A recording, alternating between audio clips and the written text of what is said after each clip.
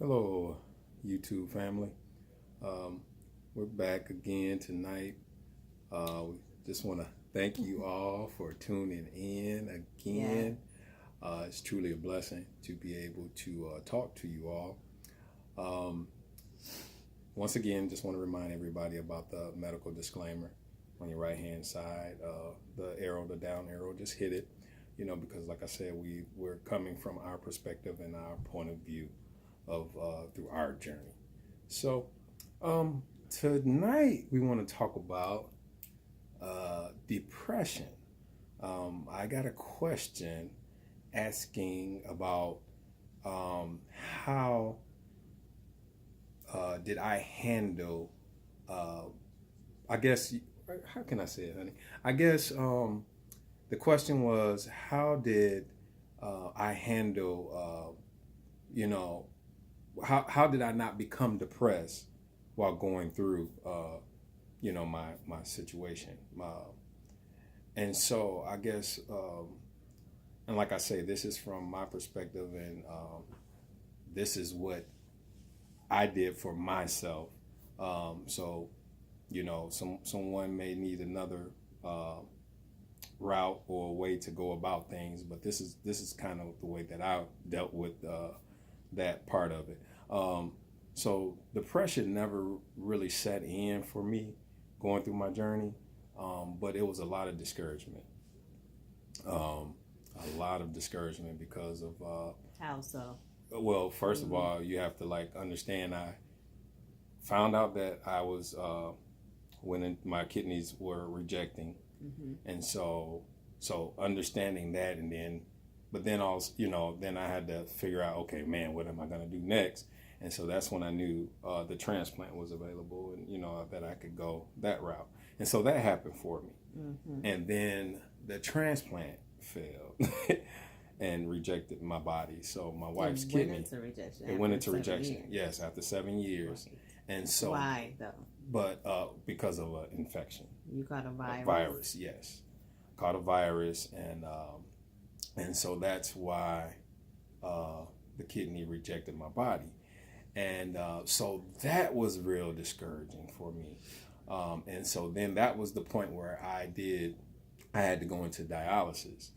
And so that was because you have to understand, from the beginning, I never started with dialysis, because right when I was at that point, we found out that my wife was a match, and we instantly went right in and did the transplant.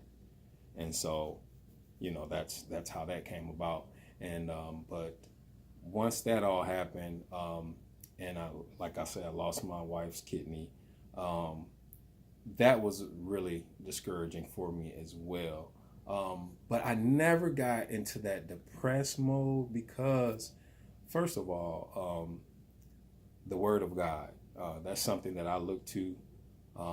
That's something that's been instilled in me, and it's really paid off for me, because that's what kept me strong throughout this whole journey, is being a believer in Jesus Christ. That's who I am, and the Word of God is what kept me kept my mind, kept me in my right mind. I mean, it's hard to explain, but the Word of God is what kept me leveled.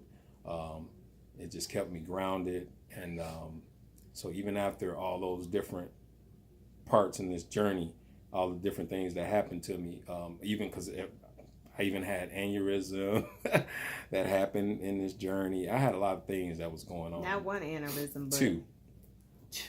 Yeah, two. Two. Two aneurysms.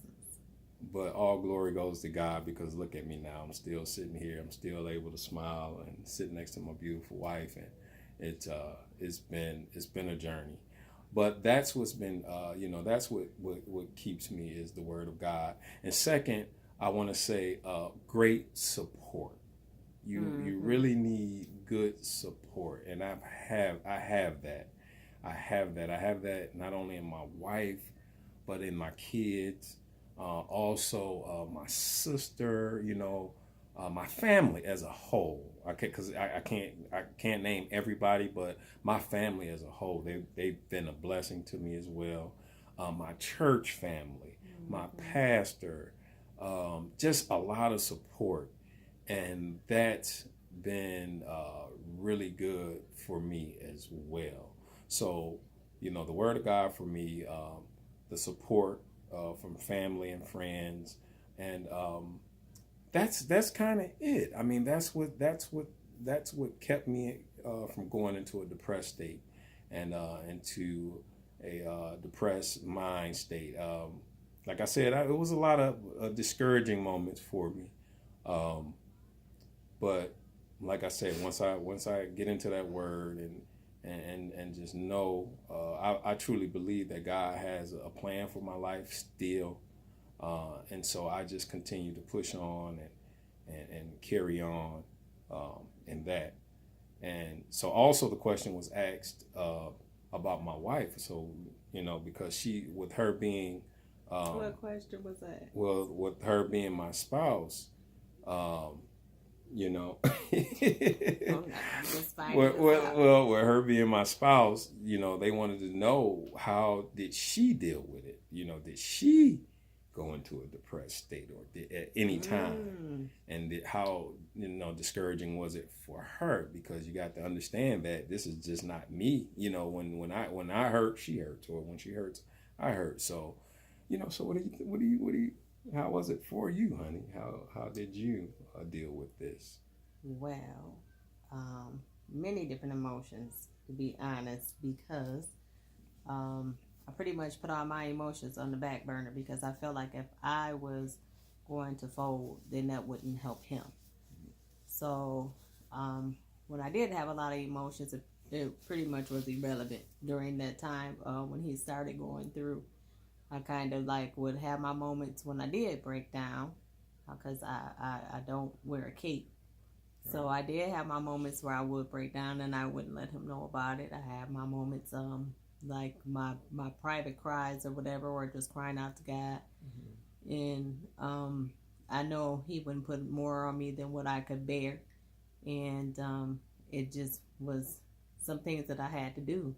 And it does get taxing, and it does get overwhelming. Yes, without a doubt. Because you still have to take care of home. And he is a man that is a great provider, and it is still the head of this household. I'm not ashamed to say that he is the head of this household. I do not take that from him because of the circumstance.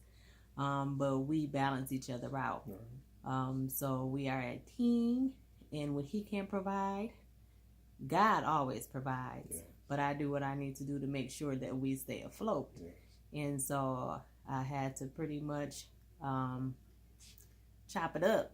and see, and that's the thing, I think, as a man, when you are the main, source of income, or the provider, I was so used to being that person in this family. My wife did her thing as well, but I felt like, as a man, you want to take care of your family. You go to work every day, you do what you need to do to take care of your family. And so I don't know if people understand, like, when that is taken away from you, as a man, that really did something to me in the beginning. So I think it was things like that, I think, that really discouraged me the most, is just worrying about my family, and just, okay, man, who's going to do this? Or, I do a lot of things around the house, cut the grass, snow, shovel the snow. And so now, when you're dealing with, especially when you're dealing with fistulas and stuff of that nature. And then also, I have also had other health issues. I had aneurysm, stuff dealing with the heart. So now, you can't do any of those things. They want you not to do any of those things. You have to be stress free. And okay, so let's rewind this tape. So if you ever catch him outside, oh no, I just told him in this neighborhood, and I'm at work, it's okay to snitch. Y'all can let me know, because he cannot do any of those things. Seriously, he cannot. No.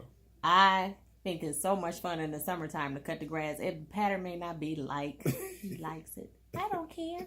I like to do it for cardio, and I think it's fun to cut the grass. Yeah. So it burns. I mean, it makes his nerves so bad. I think he need a whole nerve transplant now because his nerves get so bad because he's really and all that stuff. What?